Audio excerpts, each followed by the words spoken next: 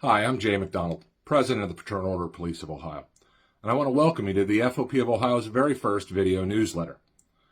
We just got back from our 88th annual conference, and those of you who've been to a conference know that it really takes two different groups to make those events fantastic, and this conference was no different.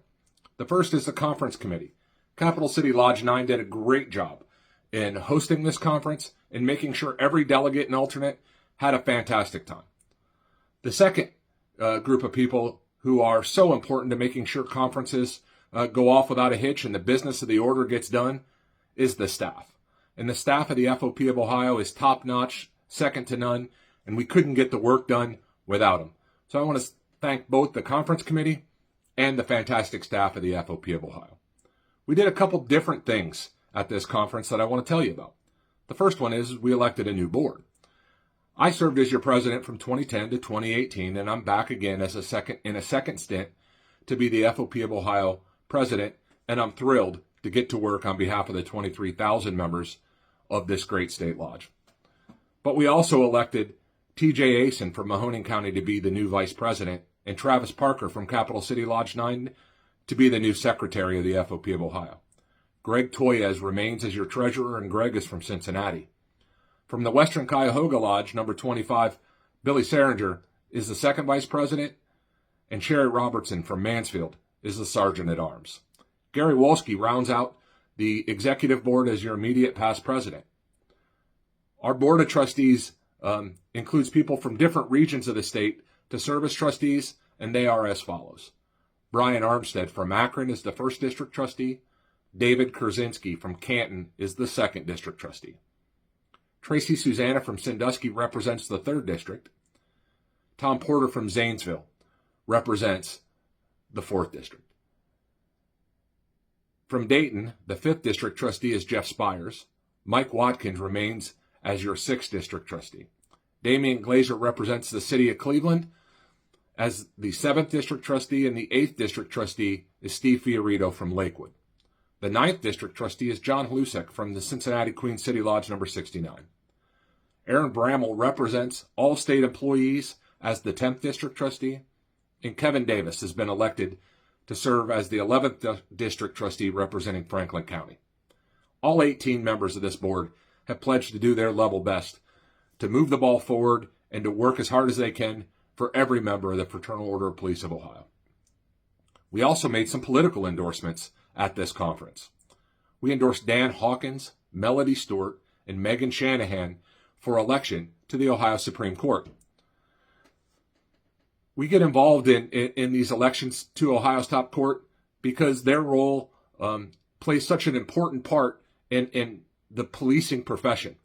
And we're thrilled to recommend to everyone, members and the public alike, to elect Dan Hawkins, Melody Stewart, and Megan Shanahan to the Ohio Supreme Court.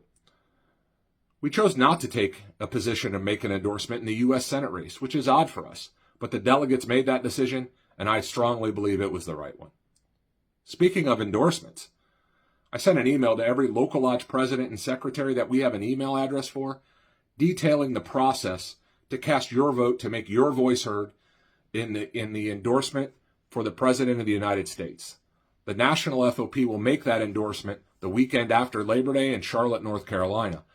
So time is running out in getting your votes cast to see who the National FOP will endorse for President of the United States. But as I sit here today, I'm not aware that the candidates themselves have completed the questionnaires and given them to the National. But when they do and the National gives them to us, we'll give them to you to make sure that you have the ability to make an informed decision before you cast your vote about who the FOP recommends the public vote for President of the United States. So check with your local lodge leader to find out what that process is, but this is one of the things that makes us different from our friends in labor. You see, every member of the Fraternal Order of Police has a part to play in the endorsement process. And it's not just the national president or the national board of directors who get to make that decision. It's each and every one of us has a part to play, and we'll have to do it this month in August so our votes can be ready to be cast the the first weekend after Labor Day in September. Since I've been elected, I've already spoken to the Speaker of the House, the President of the Senate, and members of the Ohio Retirement Study Council about one of our top legislative priorities, House Bill 296. This bill would equalize the employer pension contribution to those of us in OP&F. It'll make police officers and firefighters make our employers pay the same amount for both groups. It sounds really simple, but we don't have a lot of time to get this done. If we don't get it passed by the end of the year, we'll have to start all over. And passing this bill will strengthen and stabilize our pension system for all active members and all retirees. So it really couldn't be more important.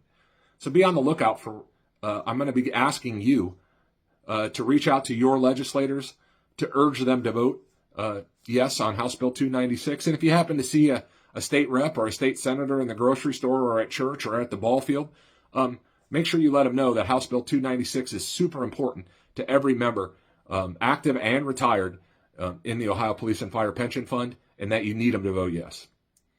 Speaking of the Ohio Retirement Study Council, Governor DeWine made a decision not to reappoint one of our very own, Ed Montgomery, to that important position. Ed's a member of Lodge 9 and a longtime member of the Ohio Police and Fire Pension Board. And his term expired, and Governor DeWine chose to appoint someone else to that position.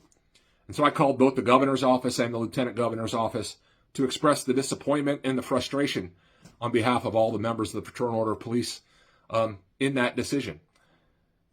It was important to have Ed Montgomery because he provides a perspective of a member on that board, not a member of management, of an employer. And his strong voice was needed, and it will be sorely missed.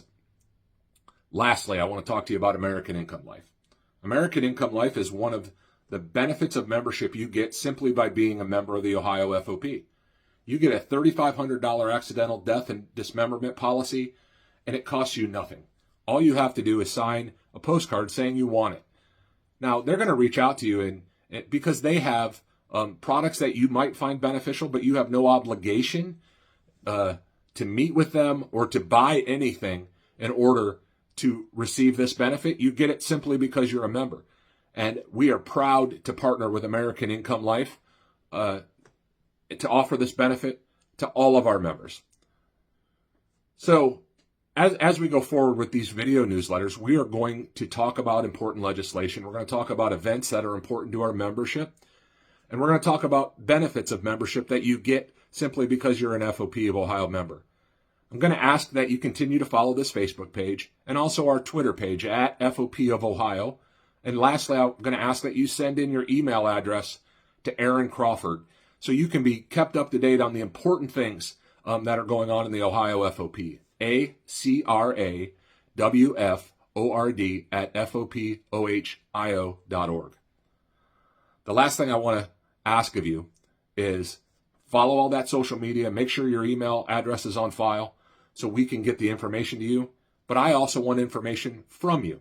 If you have a good idea about how to make the FOP a better organization to represent the men and women of law enforcement, send me an email. jmcdonald at FOPohio, FOPOhio.org.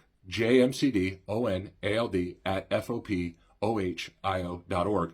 Because the information coming from the membership to the leadership is just as important as the other way around. In fact, it's more important. So with that, keep watching our social media, keep looking for our emails, and we'll keep looking forward to representing you, all 23,000 members of the Ohio FOP, for the next 2 years. Thanks, and have a great day.